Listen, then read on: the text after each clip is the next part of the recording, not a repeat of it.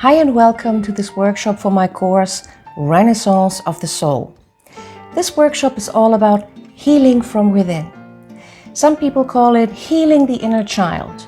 Others, probably me, would rather call it changing patterns and old beliefs from childhood that we still carry through life today.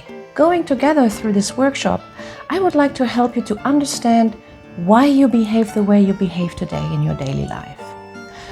Why are your relationships with your partner, your children, your colleagues, and your friends just the way they are at the moment? Why are you feeling the way you feel? May it be frustration, sadness, loneliness, fear, anger, and the resulting behavior that might have become a burden for you today as well. We eat too much. We smoke and we drink too much. We distract ourselves too much. We procrastinate. We do so many things, even though we know that those things are not really good for us. Yet we still keep doing them. The key is to understand that those processes are running outside of your conscious awareness. They are automated processes activated by your subconscious mind, or as some say, your inner child. So I invite you today to take some time for yourself and go with me through this workshop.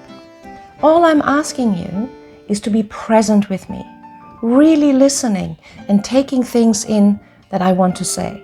So this workshop is for you if you want to get an understanding of your relationship issues and if you want to understand why you sometimes really struggle emotionally.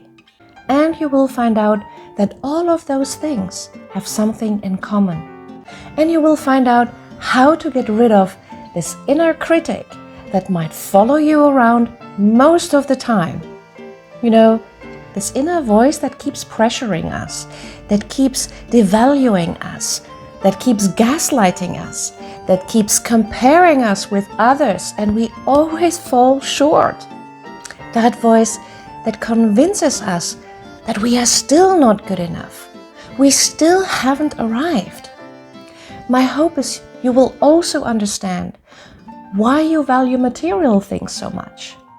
Why it is so important for you to have that specific house, that specific car, those specific clothes. Or why do you keep pleasing people all the time, when even it is to your own detriment? Why do you try to always look perfect?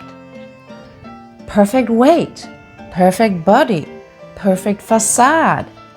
Why do you feel the urge to optimize yourself to become perfect, curated, Instagrammable? And last but not least, I hope to help you to understand why you can't seem to let go of old feelings from a past long ago. And that is now a result of those learnings during the most important early years of your life.